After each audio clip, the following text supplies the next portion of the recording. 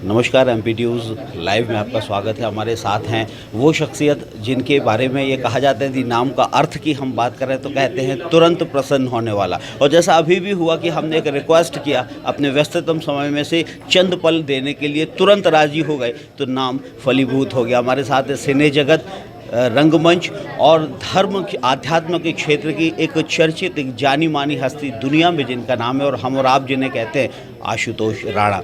तो जबलपुर में संस्कारधारी में आपका बहुत बहुत स्वागत है। आशुतोष की हम ये जानना चाह रहे हैं कि जब इतना धर्म है, इतना पूजा है, पाठ है, आध्यात्म है, भावनाएं हैं, तो फिर नफ़रत क्यों है? देखिए, ये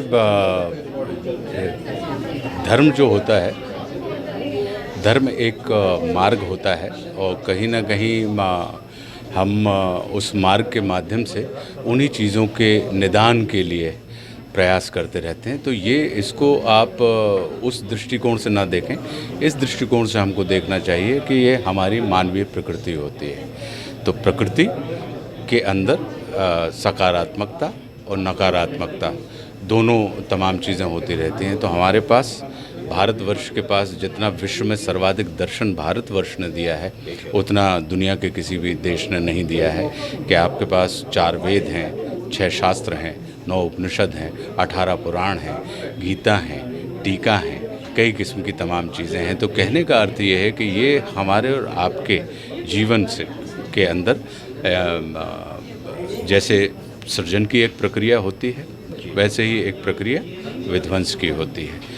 तो ये तमाम प्रक्रियाएं, जो प्रकृति साकार और निराकार का सम्मिलित स्वरूप होता है, ओमकार, तो ये उस प्रक्रिया के अंतर्गत है। तो इसको हम धर्म के ऊपर प्रश्न चिन्ह ना लगाएं। अगर प्रश्न चिन्ह लगाना है तो हमें स्वयं के ऊपर प्रश्न चिन्ह लगाना चाहिए। और आशुतोष, मैं ये जानना चाह रहा था कि मेरा सवाल एक्चुअली है कि धर्म और आध्यात्म तो प्रेम, धैर्य, शांति, समाधि सभी कुछ सिखाता है। तो अभी आशुतोष जो देख रहे हैं पूरे देश में, अभी टीवी न्यूज़ चैनल्स के माध्यम से या अखबारों के माध्यम से या सोशल मीडिया के माध्यम से जो आशुतोष देख रहे हैं, तो आशुतोष क्या परख रहे हैं कि धर्म प्रेम की गंगा बहा रहा है या अहंकार को प्रस्फुटित कर रहा है? देखिए, क्या होता है कि हमारी दृष्टि की सीमा है, चाहे आपकी दृष्टि हो चाहे मेरी दृष्टि हो, लेकिन सृष्टि की सीमा नहीं है। तो हम सिर्फ अपनी दृष्टिपथ में आने वाली चीज़ को, हम एक अखंड दृश्य को अपनी सीमित दृष्टि से देखते हैं, यानी खंडित दृष्टि से देखते हैं, तो हमें वही दृश्य अखंड नज़र आने लगता है। तो कहने का अर्थ ये है कि हम अपनी दृष्टि की सीमा को सृष्टि की सीमा ना माने। तो अगर जो आप कह रहे हैं कि जो आप देख रहे हैं, तो ये कुछ चीज़ें अगर ऐसी हैं, तो फिर कुछ चीज़ें, बहुत सारी चीज़ें ऐसी भी हैं जो सकारात्मक हैं। तो हमारी जो दृष्टि होती है वो दृष्टि सकारात्मकता की है। हमारी दृष्टि छिद्रान्वेषण की कभी भी नहीं रही है। तो मैं अपने आप को मेरा ये मानना है कि हम अपने आप को पूर्ण कभी भी नहीं मानते हैं। हम पूर्णता की दिशा के लिए प्रयास करने के लिए हम और आप सब ने जन्म लिया हुआ है। तो मैं उसको उस दृष्टिकोण से देखता हूँ और मैं ये मान के चलता हूँ कि अनुकूलता, प्रतिकूलता सब तमाम चीज़ों में होती है। और हमारे और आपके जीवन में कहीं ना कहीं अनुकूल को प्रतिकूल, क्योंकि विद्या का मतलब ही होता है कि जो अमित्र को मित्र बना दे। लेकिन अगर मित्र अगर अमित्र बन रहा है तो इसका मतलब है कि दोष विद्या में नहीं है, दोष विद्यार्थी में है। तो विद्यार्थी को अपने ऊपर ये दृष्टि डालनी चाहिए।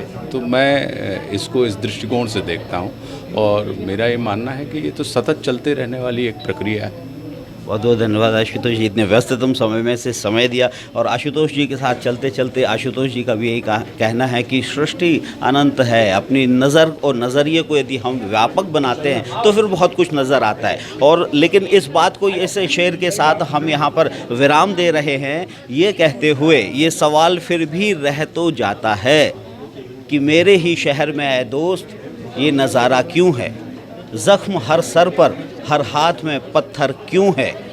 जब सच है कि ज़र्रे ज़र्रे में तू रहता है, तो फिर यहाँ कहीं मंदिर तो कहीं मस्जिद क्यों है? आशुतोष राणा के साथ, ऐसी ही हस्तियों के साथ हम फिर आपसे होंगे रूबरू। बने रहिए हमारे साथ।